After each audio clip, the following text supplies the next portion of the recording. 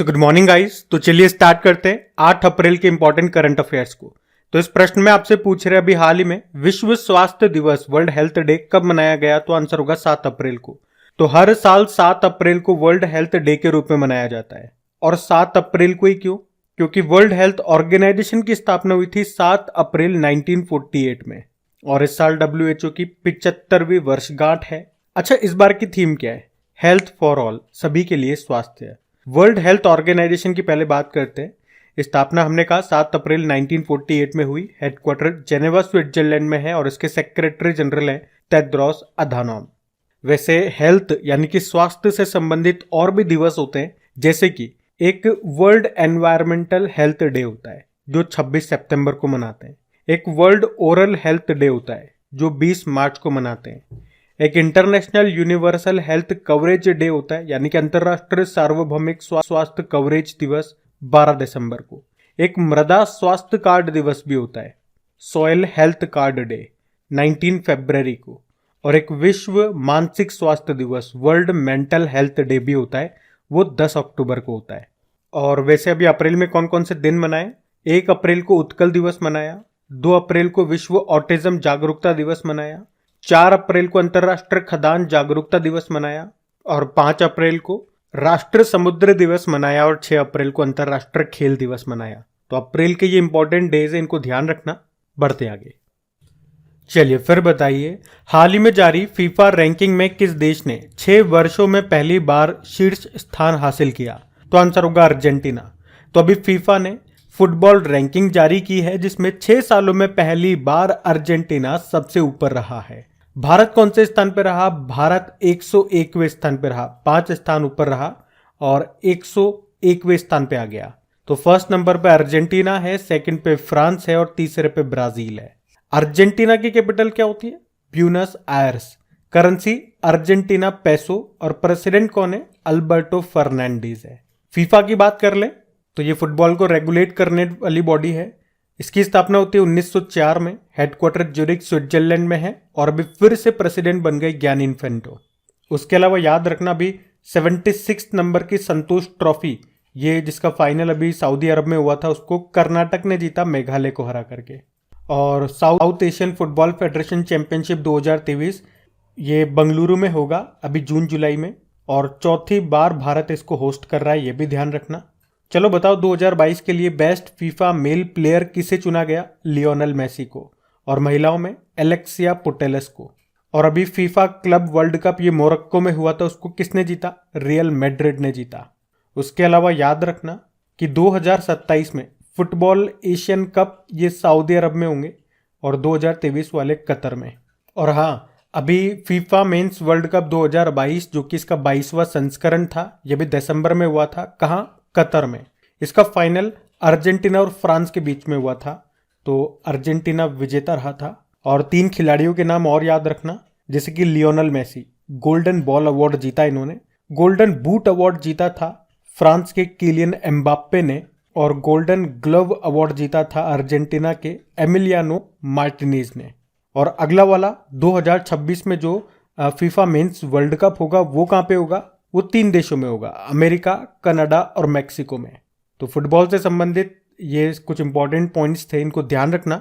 बढ़ते आगे, फिर बताइए, अभी हाल ही में यूरोपीय फुटबॉल संघ यानी कि union of European football association के अध्यक्ष के रूप में किसे चुना गया? तो आंसर होगा अलेक्जेंडर सेफरीन को।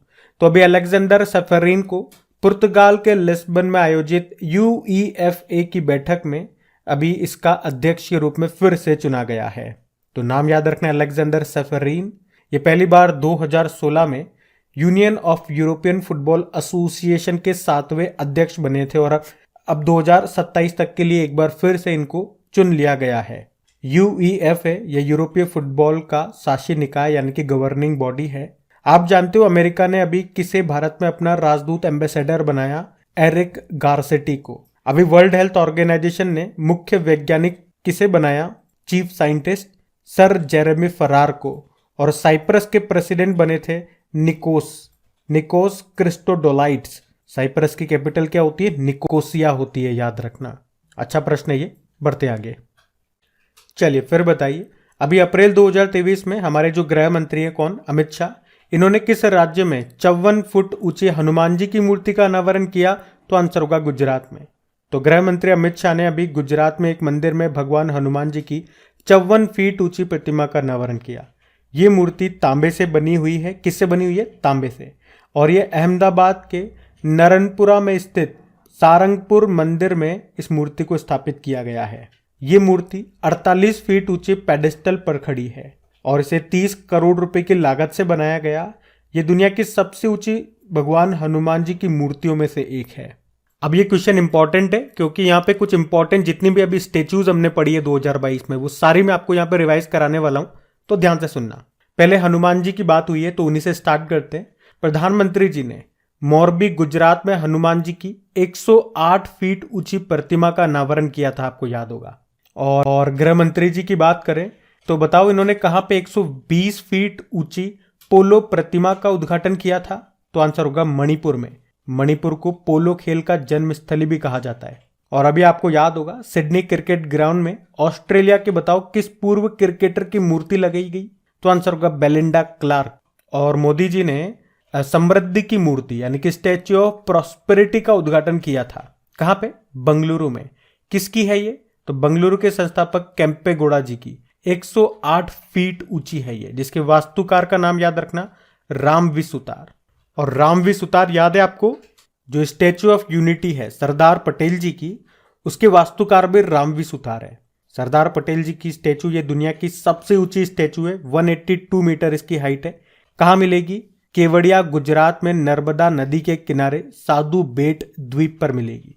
और स्टैच्यू ऑफ इक्वेलिटी यह हैदराबाद में मिलेगी संत रामानुजाचार्य जी की स्टैच्यू है, 216 फीट ऊंची है ये।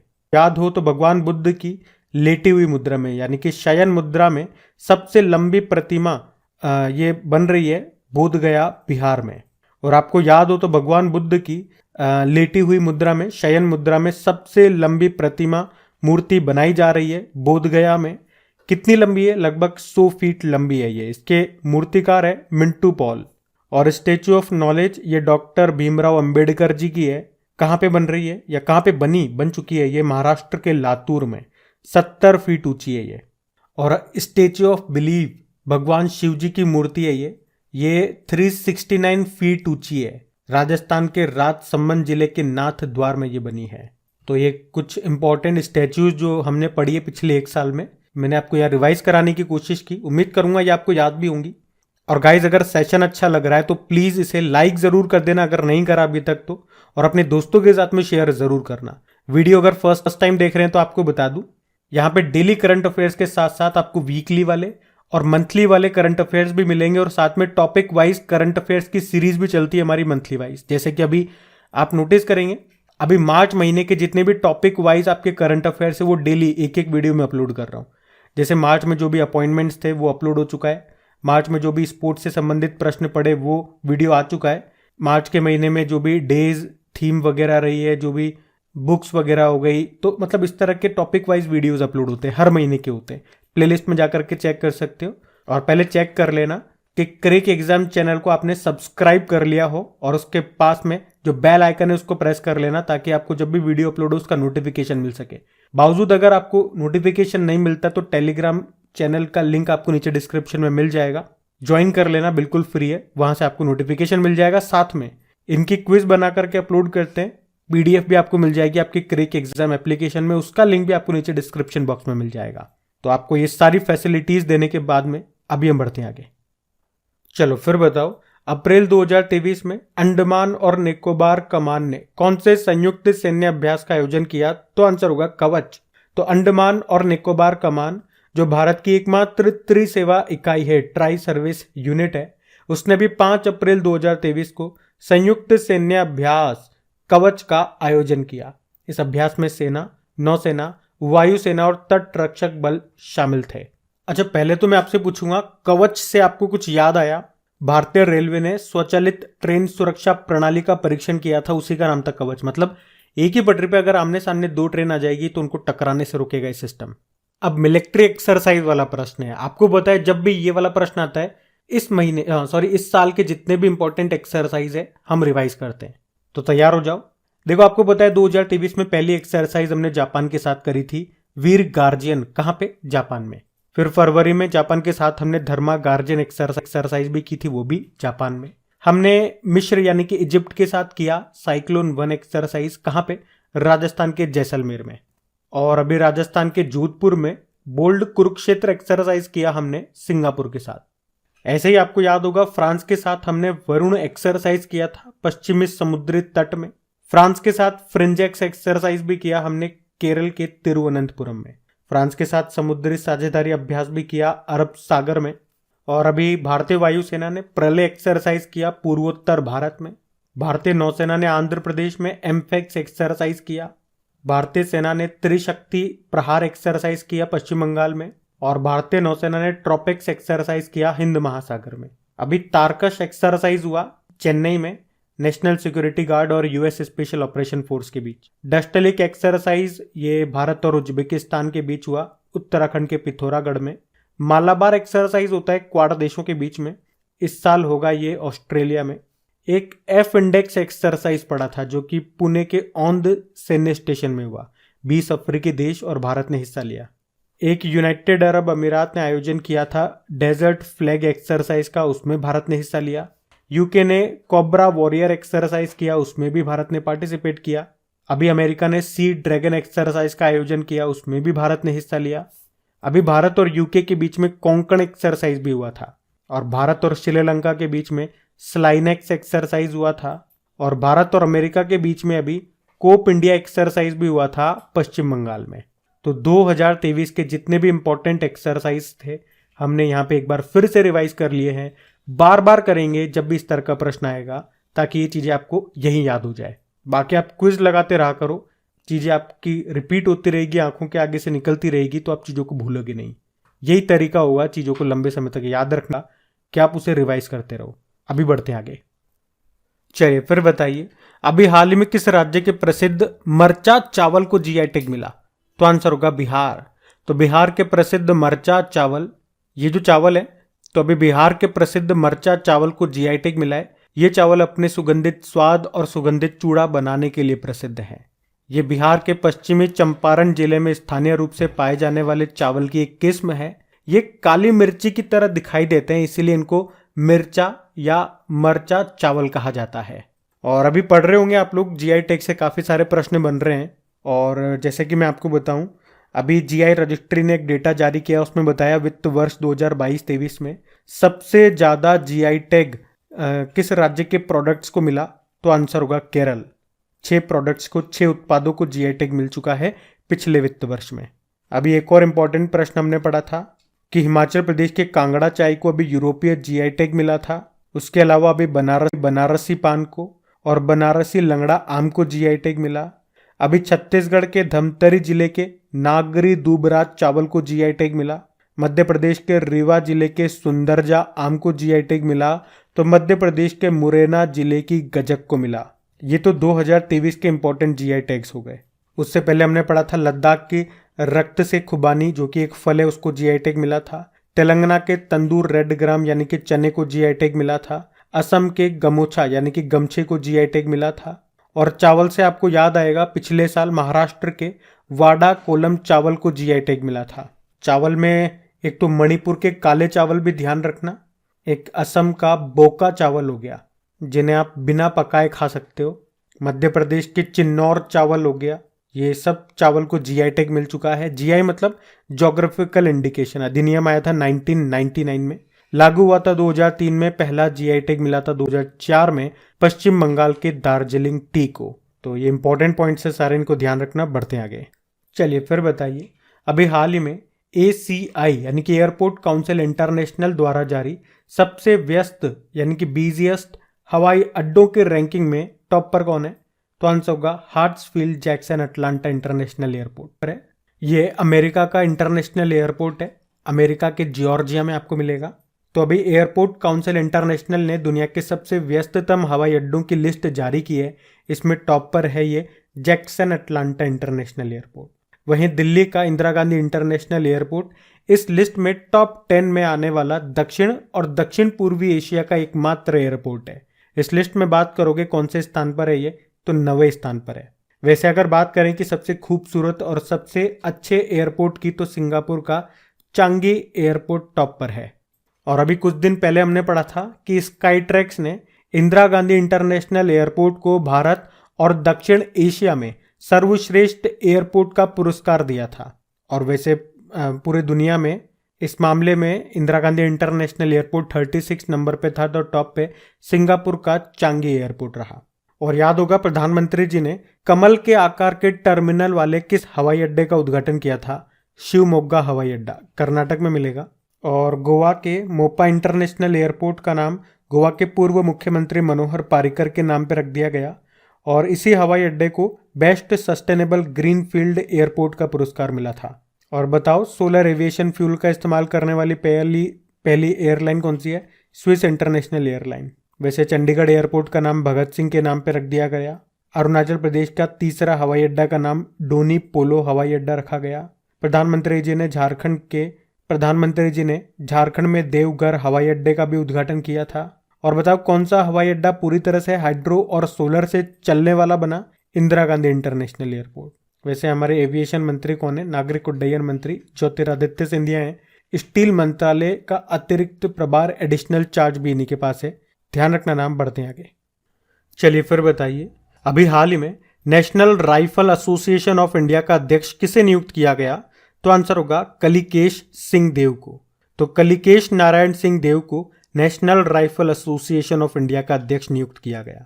उन्होंने किनका स्थान लिया? रनिंदर सिंह का स्थान लिया। रनिंदर सिंह है ना, ये 2010 से लेके 2022 तक यानी कि 12 साल तक इसके अध्यक्ष थे। और वैसे राष्ट्रीय खेल संहिता के अनुसार राष्ट्रीय खेल संघों के प्रमुख 12 साल से ज्यादा अपने पद पर बने नहीं रह सकते, इसलिए 2022 तक वो रहे थे। और अब उनके स्थान पे आ गए कलिकेश सिंह देव। और भारतीय राष्ट्रीय राइफल संघ की बात करें, स्थापना होती है 1951 में। और ये भारत में शूटिंग खेलों को बढ़ावा देने और लोकप्रिय बनाने के उद्देश्य से इसकी स्थापना की गई थी। इसके संस्थापक अध्यक्ष थे जीवी मावलंकर। कौन थे जीवी मावलंकर? लोकसभा के पहले स्पीकर थे ये। बाकी आप जानते हो एसोचैम के नए अध्यक्ष कौन बने? अजय सिंह। टाटा पावर के एमडी बने थे प्रवीर सिन्हा। और टीसीएस के सीईओ बने के कृतिवासन। ये नाम भी न्यूज में थे, ध्यान रखना। बढ़ते हैं आगे। चलिए फिर बताइए, अभी राष्ट्रपति जी ने किस राज्य में गज उत्सव का उद्घाटन किया? तो आंसर होगा असम में। तो अभी राष्ट्रपति द्रौपदी मुर्मू जी ने असम के काजीरंगा राष्ट्रीय उद्यान हाई स्कूल के खेल के मैदान में गज उत्सव 2023 का उद्घाटन किया। ये जो उत्सव है, ये हाथियों के संरक्षण और सुरक्षा को बढ़ावा देने के लिए राष्ट्रीय उद्यान में आयोजित एक वार्षिक उत्सव है, यानी कि हर साल इसका आयोजन होता है। आपको पता है भारत में प्रोजेक्ट एलिफेंट कब शुरू हुआ था? 1992 में। और हाथियों की सर्वाधिक आबादी वाला राज्य यानी कि सबसे ज्यादा हाथी आपको मिलेंगे कर्नाटक में, उसके बाद असम में मिलेंगे। अच्छा, पहले तो ये बताओ, अभी राष्ट्रपति द्रौपदी मुर्मू जी ने 7वें अंतर्राष्ट्रीय धम्म सम्मेलन का आयोजन कहाँ किया था? तो भोपाल में। अच्छा, कुछ इंपॉर्टेंट उत्सव जो हाल ही में चर्चा में रहे, न्यूज में रहे, जैसे कि सरहुल फेस्टिवल का मनाया जाता है, ये झारखंड में मनाया गया। अभी 27वां अंतर्राष्ट्रीय फिल्म फेस्टिवल का आयोजन हुआ था केरल में, ये दिसंबर में हुआ था। इसमें फोकस देश था सर्बिया। अभी पहला सिलहट सिलचर महोत्सव का आयोजन हुआ था असम में ही। भारत और बांग्लादेश के बीच में हुआ था ये महोत्सव। और बताओ, घोड़े जात्रा त्योहार कहाँ मनाया गया? नेपाल में। बथुकम्मा फेस्टिवल, जिसे फूलों का त्योहार कहते हैं, ये मनाया जाता है तेलंगाना में। एक फूलदेई त्योहार होता है, उत्तराखंड में मनाया गया। एक बुमचू उत्सव मनाया गया था अभी सिक्किम में। काला घोड़ा कला महोत्सव का आयोजन हुआ था मुंबई में। अभी 8वां भारत अंतर्राष्ट्रीय विज्ञान महोत्सव का आयोजन हुआ था भोपाल में। बिहू फेस्टिवल मनाया गया था असम में। चेरा महोत्सव का आयोजन हुआ था छत्तीसगढ़ में। एक धानु जात्रा महोत्सव उड़ीसा में मनाते हैं। अभी पहला अंतर्राष्ट्रीय समुद्री तट महोत्सव मनाया था केरल में। संगाई फेस्टिवल, संगाई ये मणिपुर का राजकीय पशु है, हिरण है एक तरह से। और ये संगाई फेस्टिवल अब आप जानते ही होंगे, मणिपुर में मनाया। मणिपुर में योसांग महोत्सव भी मनाया गया था। तो ये कुछ इंपॉर्टेंट उत्सव महोत्सव है, इनको ध्यान रखना। बढ़ते हैं आगे। फिर बताइए, अभी हाल ही में जारी फोर्ब्स बिलियनियर्स 2023 सूची में सबसे अमीर खेल मालिक किसे बताया गया? मुकेश अंबानी को। तो अभी हाल ही में जारी फोर्ब्स बिलियनियर्स 2023 की सूची में मुकेश अंबानी को सबसे अमीर खेल मालिक बताया गया है। वे 84.4 बिलियन डॉलर की संपत्ति के साथ दुनिया के सबसे अमीर स्पोर्ट्स टीम के मालिक हैं। उनकी आईपीएल में टीम है मुंबई इंडियंस। वे एशिया के सबसे अमीर व्यक्ति भी हैं। अब हम कल के करंट अफेयर्स का रिवीजन करने वाले हैं। तो पहला प्रश्न पूछा था अभी किसे यंग यूरोलॉजिस्ट पुरस्कार से सम्मानित किया गया? डॉक्टर नित्या इब्राहिम को। फिर आपसे पूछा अभी किस देश के राष्ट्रपति को पोलैंड का शीर्ष पुरस्कार मिला? यूक्रेन के प्रेसिडेंट व्लादिमीर ज़ेलेंस्की को। फिर आपसे पूछा अभी जीआई टैग सूची में वित्त वर्ष 2022-23 में कौन सा राज्य टॉप पे रहा? केरल। फिर आपसे पूछा कौन पूर्ण सदस्य पुरुषों के T20 इंटरनेशनल में मैदान पर अंपायरिंग करने वाली पहली महिला बनी? तो आंसर होगा किम कॉटन। फिर आपसे पूछा विकास और शांति के लिए अंतर्राष्ट्रीय खेल दिवस मनाया 6 अप्रैल को। फिर आपसे पूछा सुजुकी मोटरसाइकिल इंडिया ने किसे अपना मैनेजिंग डायरेक्टर बनाया? केनेची उमेदा को। अगला प्रश्न है एप्पल आईफोन निर्माता का पहला कंपनी के स्वामित्व वाला स्टोर भारत में कहां पे खोला जाएगा? मुंबई में।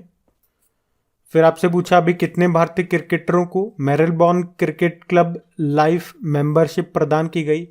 तो 5 को। 5 कौन कौन? महेंद्र सिंह धोनी, युवराज सिंह, सुरेश रैना, मिताली राज और झूलन गोस्वामी।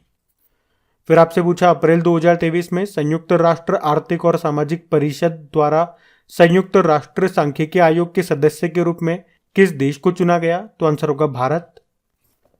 फिर आपसे पूछा गया था कि Honda motorcycle and scooter India के एमडी सीईओ कौन बने?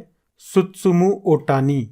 और अभी तक आपने वीडियो को लाइक नहीं किया तो एक बार फिर से याद दिला देता हूं, लाइक कर देना, शेयर जरूर करना अपने दोस्तों के साथ में। अब होमवर्क प्रश्न देखते हैं और सेशन एंड करते हैं। तो कल के वीडियो में आपसे पूछा गया था कि सीएम डायरी नंबर 1 पुस्तक में किस राज्य के मुख्यमंत्री के बारे में बताया गया है? तो आंसर होगा आसाम। आसाम के मुख्यमंत्री हेमंता बिस्वा शर्मा। आप सभी ने प्रश्न का बिल्कुल सही उत्तर दिया है। अब यह रहा आज का आपका होमवर्क प्रश्न।